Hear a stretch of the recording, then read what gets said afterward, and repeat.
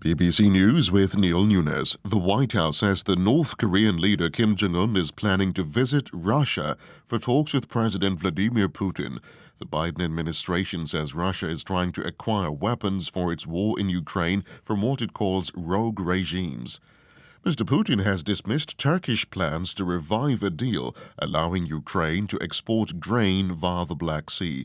He spoke after hosting talks with his Turkish counterpart. Senior doctors and dentists in New Zealand are staging their first ever strike.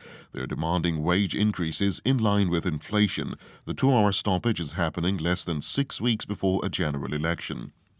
Leaders of Southeast Asian countries are hoping to help resolve the political turmoil in Myanmar at a summit in Indonesia today. The Indonesian government said the regional bloc's reputation rested on being able to come up with a solution.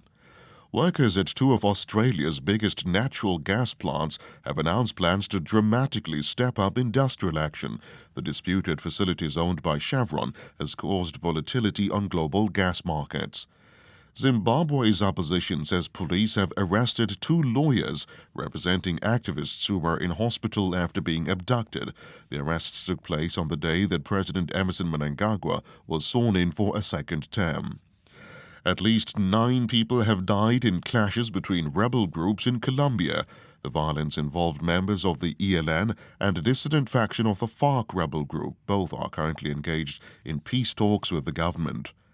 A judge in Brazil has told schools in the state of São Paulo to stop using new digital books that contain numerous factual errors. The governor had already been criticized for his decision to replace traditional textbooks. BBC World News. The world in 2 minutes at 1:30 GMT.